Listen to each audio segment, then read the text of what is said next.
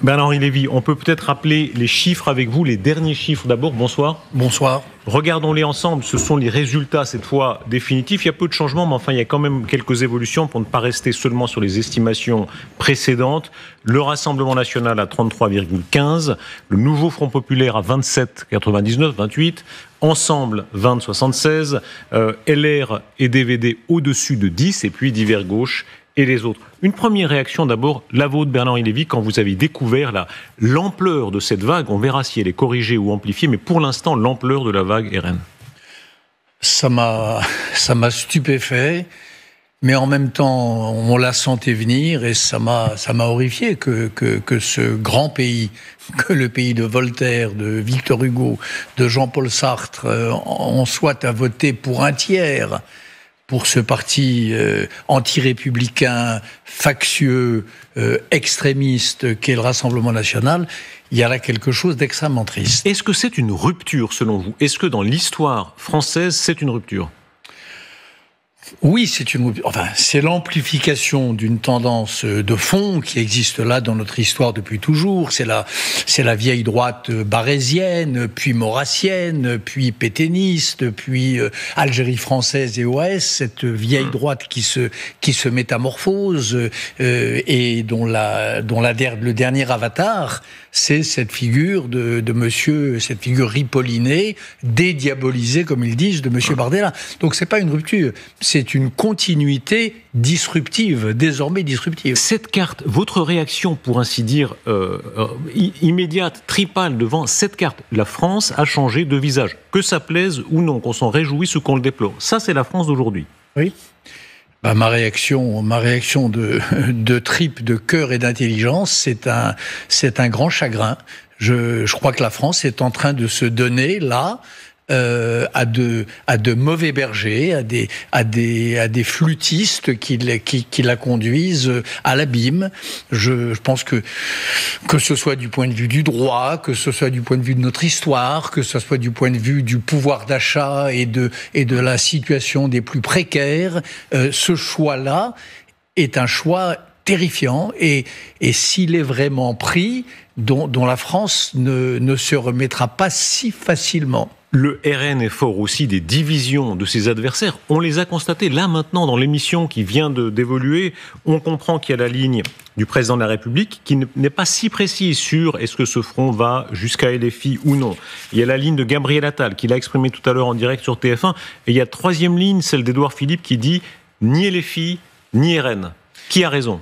Attendez, le Rassemblement National, il n'est pas fort des divisions, il est fort de l'adhésion de ceux qui votent pour lui. Il faut arrêter de prendre les électeurs pour des enfants. Non, il y a là un vote d'adhésion très, très profond. Il n'y a pas tellement de responsables que ça à désigner ou à culpabiliser. Il y a, comme à certains moments de l'histoire de France, un choix collectif qui est un choix terrible parce qu'il est suicidaire pour le pays et dont la responsabilité incombe à ceux qui le font. Après, les trois lignes que vous venez de désigner, vous savez, nous, ça nous passionne et on voit les nuances. C'est pas non plus des Rubicons entre toutes ces lignes. C'est un problème. Les trois que vous avez mentionnés disent tous qu'il faut tout faire pour que le RN n'ait pas de majorité absolue. Tout à fait, Bernard Lévy, je me permets, non. On entend Édouard Philippe et on entend Bruno Le Maire mettant en quelque sorte une forme de dos à dos en disant ni RN ni LFI. Oui. Quelle est votre ligne à vous ? Ma ligne à moi, c'est qu'il faut tout faire pour que le RN n'ait pas le pouvoir, que cette bande d'incompétents et de fanatiques que sont derrière leur visage apaisé les gens du RN, tout faire pour qu'il n'ait pas le gouvernail. Alors après, il y a du côté, il y a à l'intérieur de cette alliance, elle aussi folle, mais ça c'est du passé, que fut le nouveau Front Populaire, il y a quelques personnages qui sont eux aussi des gens terribles. Certains d'entre eux, d'ailleurs, la plupart, ont été élus au premier tour, je vous signale. Des gens comme Madame Obono, comme Monsieur Caron et quelques autres ont été, hélas, élus au premier tour. Ce qui montre qu'ils ont un soutien populaire. Mais l'extrémisme, le fascisme en France, qu'il soit brun ou qu'il soit rouge, a eu quelquefois un soutien populaire. Ça, je suis bien d'accord. Je suis sûr qu'il y a un soutien populaire pour les propos de monsieur David Guiraud, député insoumis, biberonné aux vidéos d'Alain Soral et au spectacle de Dieudonné, et passé soi-disant à l'extrême gauche. Bien sûr qu'il y a un public pour ça. Ça veut dire, pour être très précis, que vous seriez de ceux disant on vote toujours contre le Rassemblement national, mais dans certains cas aussi contre les filles, c'est ça ? Moi, à titre personnel, j'ai la chance de ne pas être un responsable politique. Je suis un citoyen comme un autre et je suis un écrivain. Il y a des sortants à LFI pour lesquels je pourrais pas voter. Voilà, je pourrais pas voter pour Madame Panot, par exemple, malgré son immense expérience parlementaire supérieure à celle de Léon Blum. Je pourrais pas voter pour cette dame. Je pourrais pas voter j'aurais pas pu voter aux européennes pour quelqu'un qui a véhiculé, comme Madame Hassan, la fake news selon laquelle Israël dressait des chiens pour violer les Palestiniens. Et c'est vrai qu'il y a des limites, mais enfin.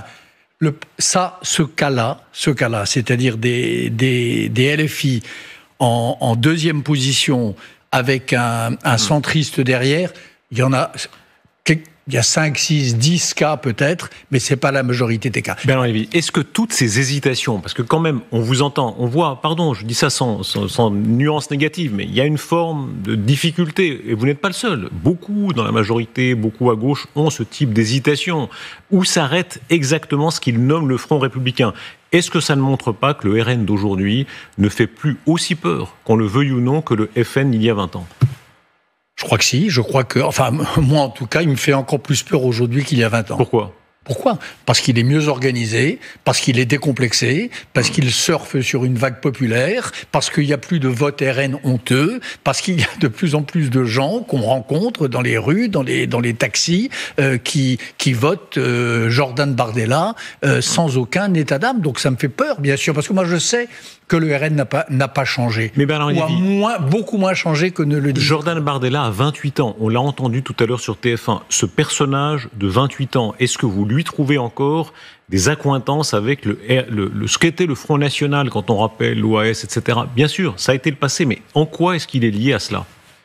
Il est lié à cela parce qu'il est l'héritier de l'histoire de son parti. On ne peut pas présider un parti aussi enraciné dans le pays d'abord, et puis dans son histoire, en reniant cette histoire et en recommençant tout sur une page blanche. C'est pas ce qu'il nous dit. Il a les rapports que nous savons avec la personne qui l'a précédé, avec Marine Le Pen.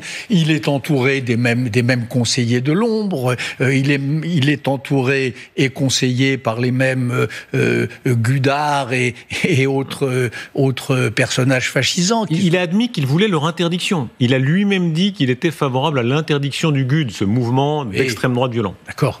De même que les fameuses sociétés de conseil qui ont été sanctionnées encore par la Cour de cassation il y a 8 jours et qui ont été condamnées pour escroquerie, ainsi que le Rassemblement national, elles ont changé de nom. Elles ont été dissoutes, puis on en a créé d'autres. Ça veut rien dire, ça. Mais est-ce que la roue de l'histoire n'a pas tourné ? Regardez, Madame Méloni, d'ailleurs, elle se félicite de ce qui se passe aujourd'hui en France. Elle a officiellement pris position. Elle dit qu'elle salue le fait que maintenant on ne puisse plus diaboliser ceux qui ne sont pas de gauche. C'est sa formule. On voit, voilà, la tentative constante de diaboliser les gens qui ne votent pas à gauche est un piège dans lequel tombent de moins en moins de gens. Nous l'avons observé en Italie, on le voit de plus en plus en Europe et dans tout l'Occident. Regardez ce qui se passe aux Pays-Bas. Le parti libéral, celui de Mark Rutte, c'est vraiment un démocrate tout à fait inattaquable.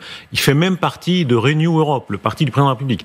Ils sont alliés en coalition au pouvoir aux Pays-Bas. En réalité, le temps... Moi, la question, c'est pas diaboliser. Moi, je sanctifie... Tout ce que vous venez de faire, oui, tout ce que vous venez de faire. Diaboliser ou pas, en tout cas, vous dites, vous avez dit fasciste, vous avez dit, etc. Mais c'est pas diaboliser, Darius Rochebin. Je regarde les programmes, je regarde les déclarations, j'écoute Madame Le Pen qui, avant même d'être au pouvoir, ou avant même que M. Bardella le soit, commençait déjà il y a 8 jours à réécrire la Constitution, à contester l'article indiquant que le chef de l'État était le chef des armées. Voyons, vous ne sentez pas cette espèce d'impatience presque... Enfin, très brutale et presque factieuse de ces gens-là. L'histoire des binationaux, selon vous, c'était révélateur de cela ? C'était révélateur, oui, comme les peut-être un lapsus, quelque chose qui est... Enfin, c'est très profondément ancré dans leur programme.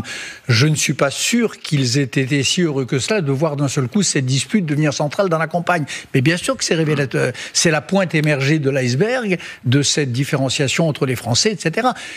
Et c'est en soi extrêmement grave. Vous savez, les binationaux, ça veut dire Madame Najat Vallaud-Belkacem, et puis ça veut dire des tas d'autres gens. Ça veut dire, par exemple, les franco-israéliens. Dans la communauté juive française, il n'y a pas de statistiques précises, en tout cas je ne les connais pas, mais il y a des milliers, peut-être des dizaines de milliers, si on compte les Français de l'étranger, qui ont la double nationalité, qui sont des patriotes français, et qui, pour des raisons qui leur appartiennent, ont la nationalité israélienne. Tout cela... Ils sont visés, là, au cœur, par ces propositions de M. Bardella. Que dites-vous, à ces Français de confession juive ? On en a entendu certains d'entre eux, notamment sur notre antenne, Serge Klarsfeld, disant que, à choisir, ils disent bien premier vote, ils votent ensemble, enfin centristes. Mais ensuite, s'ils doivent choisir entre RN et LFI, ils voteront RN. Ce qui montre qu'il y a, même chez les Français de confession juive, une évolution. Moi, je ne choisis en aucun cas RN, Darius Rochebas, parce que je sais, voilà, je pense que Serge Klarsfeld se trompe. Je ne choisis en aucun cas RN, parce que je crois que le RN incarne des valeurs, porte des principes qui sont... à la fin des fins, mortels pour quiconque les embrasse. Et si les Juifs de France s'avisaient d'embrasser en majorité ce choix-là, ce choix nihiliste, ce choix de la bassesse française, je crois que cela serait historiquement désastreux pour les valeurs dont ils sont porteurs. Je suis en désaccord total avec ça. La roue de l'histoire. Nous serons dans quelques mois, 80 ans après la libération, la droite nationaliste, elle a été évidemment complètement corrompue par Vichy. Elle n'était pas la seule. Il y avait beaucoup de gens de gauche, de centre, il y avait tout le monde, beaucoup de gens à Vichy. Mais enfin, elle a été vraiment corrompue. 80 ans ont passé, c'est à peu près l'horizon d'une vie humaine. Est-ce que ça veut dire en quelque sorte que la roue a tourné ? Oui, ça veut dire que la roue a tourné, mais attendons, la roue ne s'est pas arrêtée. Il y a aussi, c'est ce que j'allais vous dire tout à l'heure, il y a aussi des gens que j'ai envie de sanctifier. Ce sont les gaullistes de probité qui restent fidèles à leur héritage, aux valeurs du général de Gaulle, et qui savent obscurément ou parfois très clairement qu'est-ce qui les sépare irrémédiablement de ces gens-là. Il n'y en a plus beaucoup. Quand on regarde, les chiffres qu'on voyait tout à l'heure, les LR sont à 10%, et on comprend bien déjà qu'il y a une partie d'entre eux qui serait tentés par le RN. Oui, mais regardez, lorsqu'il y a eu cette espèce de vaudeville à la direction de LR, il y avait 61 députés, je crois, dans l'Assemblée sortante, il y en a 59 qui ont eu une espèce de réflexe tripal, pour reprendre votre mot de tout à l'heure. 59 qui ont dit, pas ça, pas nous, on va pas brader l'héritage du général de Gaulle pour les gens qui ont voulu l'assassiner il y a 50 ans. Donc, il reste des gaullistes en France, il s'agit pas, Madame Meloni disait, de diaboliser les gens qui ne sont pas de gauche. Qui sont pas de gauche. Mais non, il y a des gens de droite magnifiques, il y a une droite libérale dans ce pays, il y a une droite républicaine. Je voyais hier sur votre antenne, je crois, ou peut-être une antenne voisine, je ne sais plus, le jeune Charles Consigny, qui est un commentateur il est de droite, et il a des positions d'une droiture et d'une rectitude. Donc, ils sont nombreux, les gens de droite, qui défendent et portent haut les valeurs de la République. Il n'y a pas que des bardellistes et des voyous comme les Lousteau et les Châtillon. Une partie de l'opinion vous répond que, au fond, il y a une forme d'opinion bien pensante de gauche qui est en quelque sorte corrigée. Au début de votre intervention, vous citiez Jean-Paul Sartre. l'homme qui a soutenu l'URSS, l'homme qui a soutenu même parfois des positions antisémites de l'URSS, qui a tenu des propos épouvantables. On a honoré Jean-Paul Sartre. Vous-même, vous référence à Jean-Paul Sartre, référence à Aragon, qui soutenait les crimes de la police politique soviétique, etc. Est-ce que cette erreur est en train d'être corrigée? Est-ce que là, l'histoire, au fond, rétablit le fait qu'il y a eu une forme de bien-pensance à sens unique? Oui, attendez. L'erreur, eux, l'ont corrigée. Mais pour l'instant, ceux qui soutiennent les héritiers de l'URSS, c'est-à-dire Poutine, que je sache, c'est la secte majoritaire dont nous parlions depuis tout à l'heure. C'est-à-dire, c'est quand même Bardella, c'est quand même Le Pen, c'est quand même Mariani, qui sont pour l'instant les agents de Poutine, ces marionnettes qui sont stipendiées par lui. Et Poutine, c'est quoi? Poutine, c'est l'impérialisme russe, c'est l'homme dont on a appris, je crois, hier ou avant-hier, qu'il se proposait, qu'il avait probablement armé les Houthis pour tirer sur Israël et pour affaiblir l'Occident. C'est ça Poutine. C'est ça les amis de Bardella. Non, Bardella, c'est Poutine. On a vu effectivement que Vladimir Poutine c'est la formule, suit les événements en France. Est-ce que selon vous, il a un intérêt actif dans ce qui se passe? Il a un intérêt actif, et alors je vous fous mon billet, je prends le pari ce soir qu'on découvrira dans quelques mois, comme au moment du Brexit ou de l'élection américaine, Cambridge Analytica, on découvrira que des fermes à trolls russes ont été extrêmement actives dans cette période. Mais en tout cas, même sans spéculer comme ça, il suffit de lire, il suffit d'écouter. Le Rassemblement national, ce sont des admirateurs de Poutine. Il suffit de regarder les images de Marine Le Pen chez Poutine il y a quelques années. Ils s'en défendent aujourd'hui, soyons francs. Aujourd'hui, ils s'en défendent. Ils s'en défendent. Ils n'ont jamais voté des sanctions contre la Russie. Ils ont boudé Zelensky quand il est venu à l'Assemblée nationale française ou à l'Assemblée européenne. Bardella, qui n'était pas là, Monsieur Bardépala, comme on l'appelait à l'Assemblée européenne. Donc, ils peuvent, en effet, en parole, mais c'est des paroles vides. La réalité, c'est que le Rassemblement national, comme la France insoumise d'ailleurs de Jean-Luc Mélenchon, c'est les deux partis de Poutine en France. Et Poutine, c'est le Hamas c'est les Houthis, et les Houthis et les Hamas, c'est des groupes terroristes qui en veulent à Israël, l'Occident, l'Europe. Voilà, c'est ça le Rassemblement national. Bernard-Henri Lévy, là, rappelez-vous, 2002, le front, l'immense score de Jacques Chirac, où tout le monde se ralliait derrière son panache face au Front national à l'époque. On voit aujourd'hui, depuis le début de cet entretien, le début de cette émission même, que ça n'est plus du tout le cas. En réalité, voilà, le temps a passé plus de 20 ans, une génération. Oui, mais d'ailleurs, en 2002, c'était pas se rallier à son panache, c'était noyer Chirac sous les bulletins de vote. C'était ça le mot d'ordre. Et je faisais partie de ceux qui avaient lancé un peu ce ton-là. Il s'agissait que Chirac recueille tant de voix qu'il ne puisse pas se les attribuer et qu'il comprenne bien que c'était un vote anti-Le Pen. Là, c'est pareil. C'est ce qu'a dit, je crois, Raphaël Glucksmann avant-hier.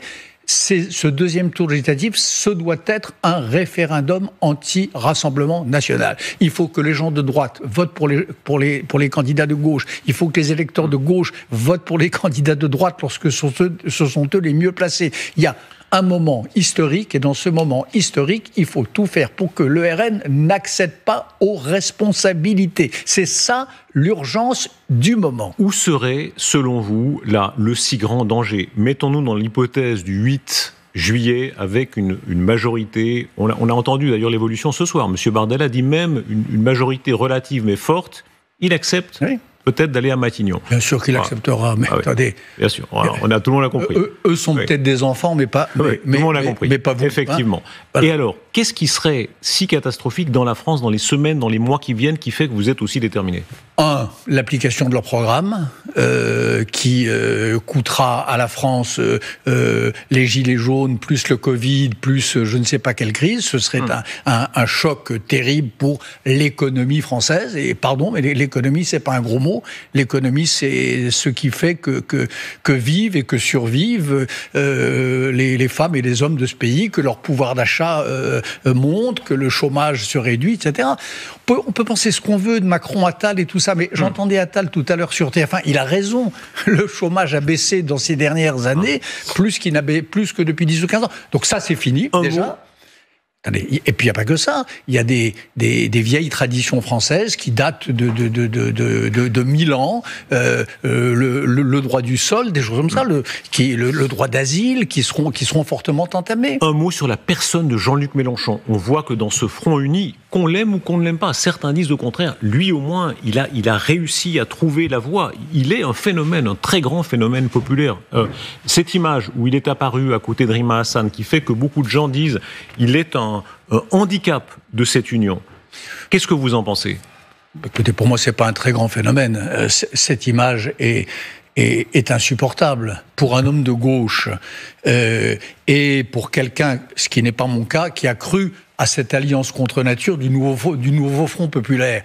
Voir à 20h10 Jean-Luc Mélenchon truster l'affaire, se précipiter, prendre tout le monde de court, apparaître à la télévision, et qui plus est, avec Madame Rima Hassan, arriver à bride abattue depuis Bruxelles, revêtue d'un kéfier pour occuper le terrain et pour incarner le nouveau Front populaire, mais quelle honte pour toutes les femmes et tous les hommes de bonne volonté. Est-ce que là aussi vous ne retardez pas, c'est-à-dire la gauche, une grande partie de la gauche, que ça vous plaise ou non, aujourd'hui, c'est Jean-Luc Mélenchon. Ce sont les chiffres qui l'ont. La puissance de LFI est considérable, y compris... Attendez, aujourd'hui, alors depuis quand ? Aux élections européennes, cher Darius Rochebin, pardonnez-moi, Raphaël Glucksmann a rassemblé autour de son nom, autour de ses idées, autour du soutien à l'Ukraine, autour d'une ligne universaliste, anti-tyrannique, défendant les Ouïghours, 14% de l'électorat, et Jean-Luc Mélenchon en a rassemblé 10%. Rien qui, autrement dit, dans le rapport de force ne l'autorise ni à truster, comme il l'a fait, le plus grand nombre et les meilleures circonscriptions, ni de se précipiter à la télé et place de la République pour parler au nom de tous les autres et pour laisser le soir des élections, le soir du premier tour, il y avait quelque chose de pathétique à voir les alliés de Mélenchon, les autres partenaires du nouveau Front populaire, se partager les rogatons, des apparitions en duplex pendant quelques minutes, mal cadrées, mal filmées, après l'apparition en majesté de Mélenchon. Il y a là une arnaque, il y a là une captation de biens communs de la part de Mélenchon et des Insoumis. Alors on peut peut-être vous trouver ça grand, moi je trouve ça minable. Écoutez, Jordan Bardella, de quelle manière il joue évidemment des divisions dont on vient de parler au sein de ce front, qui n'est pas un front pour l'instant, face au Rassemblement national. Il était tout à l'heure l'invité de TF1. Écoutez-le.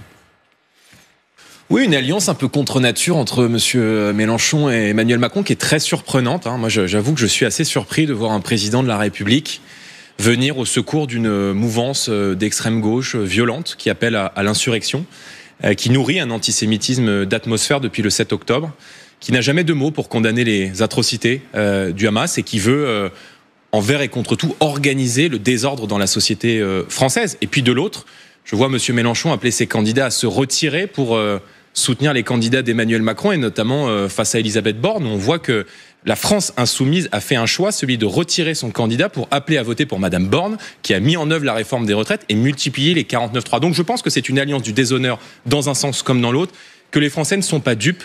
Et moi, je souhaite que les Français puissent avoir de la clarté sur ces prochains jours. Et c'est effectivement dimanche prochain un choix entre M. Mélenchon, Premier ministre, et nous.